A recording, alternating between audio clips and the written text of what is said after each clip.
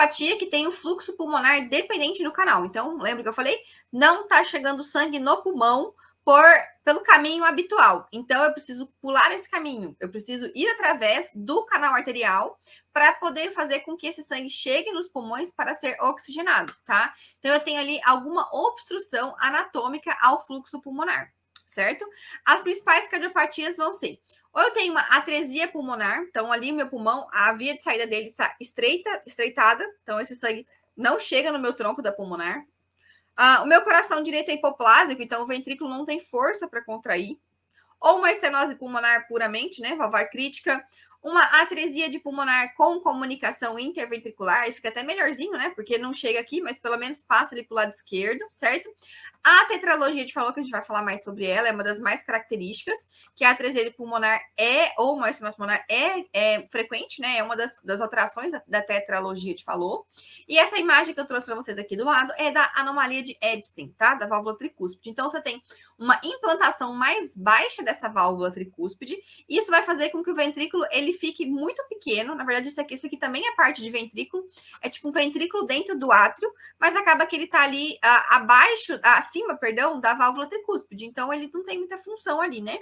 Então, você vai ter uma área de contratilidade para mandar para pulmonar muito pequena, certo? Então, você vai ter um baixo fluxo ali para os pulmões, certo? E aí, para chegar sangue, vai depender do quê? Da comunicação. Esse canal tem que estar aberto. Para que, já que esse sangue não está chegando por aqui. Vocês estão vendo meu mouse?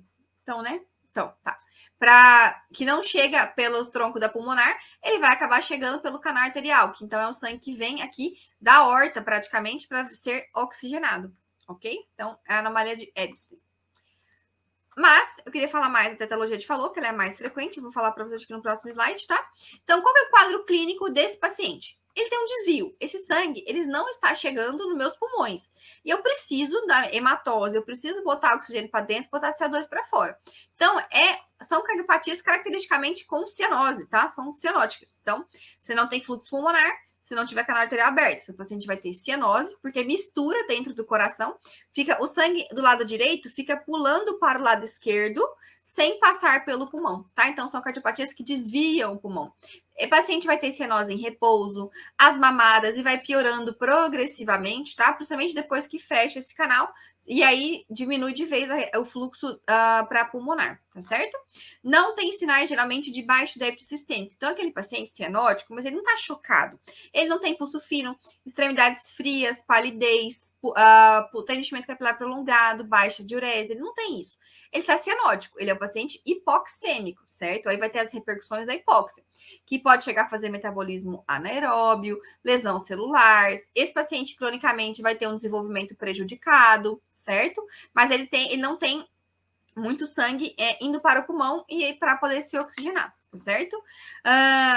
Não tem também grandes sinais de desconforto respiratório, tá? Diferente dos quadros em que você tem baixa do fluxo para a periferia sistêmico, você tem hiperfluxo pulmonar. Então, esse paciente tem muito mais sinais de baixo débito e de desconforto do que o paciente que é cianótico, tá? Na cardiopatia cianótica, tá bom?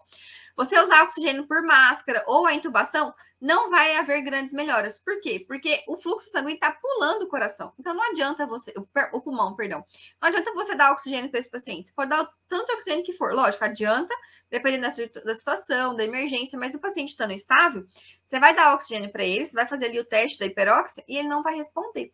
Por quê? Eu vou falar até da hiperóxia mais lá para o final. Ele não vai responder porque não está chegando sangue no pulmão para haver trocas. Então, não adianta nada. Você mete 100% ali nos alvéolos, tem 100% de oxigênio, mas não está passando sangue suficiente para que você consiga fazer as trocas, tá? Isso é o que a gente chama até nos distúrbios de ventilação perfusão, espaço morto, né? Você tem ar que não é perfundido por sangue, tá bom? Então, aqui a gente tem um exemplo da tetralogia de Fallot, mas eu tenho uma imagem aqui para a gente falar especificamente dela, tá? Então, tetralogia de Fallot são 4 alterações principais. Então, a gente tem a estenose de pulmonar. Então, o orifício vai estar mais estreito, vai passar menos sangue por essa pulmonar. O que vai acontecer? O ventrículo direito vai ter que fazer mais força, ele vai ficar hipertrófico, ele vai aumentar, porque ele vai tentar, né, romper, ele vai tentar vencer esse fluxo diminuído, essa estenose da artéria pulmonar ali, certo? A gente vai ter também o quê?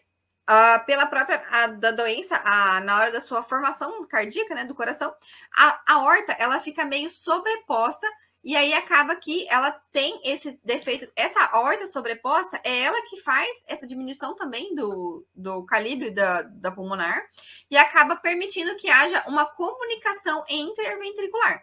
Graças a Deus, né? Porque se o sangue não tá passando aqui direito, pelo menos passa ali para o outro ventrículo, passa para o ventrículo esquerdo e aí ele vai para a minha circulação sistêmica. Então ele pulou o pulmão. Então uma parte do sangue, uma pequena parte passa pela estenose, uma outra parte pula, ela vai lá direto para o lado esquerdo, pula o pulmão e aí por isso que meu paciente é cianótico. Por isso que a tetralogia te falou é uma cardiopatia cianótica, tá? E o quarto defeito que eu falei aqui, né, é o septo defeito do septo interventricular. Então a estenose pulmonar, aumento do ventrículo direito, essa sobreposição da aorta, ela vai estar num local diferente do habitual, e o defeito do septo interventricular, tá? Essas são as principais alterações na tetralogia. Certo? Dúvidas? Alguém, gente? A radiografia de tórax, tá? Então, nas cardiopatias com fluxo pulmonar independente do canal, principalmente aqui a tetralogia te falou, a gente vai ter o quê? Um pulmão branco, um pulmão mais rádio, um pulmão preto, né? Ele vai ser mais radiotransparente. Por quê? A gente não vê no pulmão só ar e só parênquima pulmonar, né? No sentido de só a questão da via aérea. A gente vê também a circulação. Então, a gente vê os vasos sanguíneos. Então, quando o seu paciente ele tem uma cardiopatia cianótica, que ele não tem um fluxo pulmonar bom, você vai ver um raio-x muito mais preto, ok? Isso aqui, a vasculatura vai estar reduzida, não tem revelamentos significativos e pode ou não haver cardiomegalia, depende da causa, né? Em geral, a tetralogia te falou tem alteração, que é que eu trouxe aqui para vocês, tá? Que é chamada de coração em bota ou sapato sueco, para quem for fazer prova aí, tá certo? É o nome que é dado, porque quando a gente tem, isso é spoiler da semana que vem, mas quando a gente tem principalmente a hipertrofia de ventrículo direito, o ventrículo direito, ele é mais anterior, tá? Então ele fica meio que deitado ali no diafragma. Então a gente vê ele com a pontinha dele meio que sobe e aí fica realmente parecendo esse sapato sueco aí, tá? Nunca fui para a Suécia, nunca vi o sapato sueco, mas está aí para vocês um sapato sueco. Característica da tetralogia de Fallot, tá? A gente vai falar muito melhor das alterações radiográficas nas cardiopatias na semana que vem, beleza?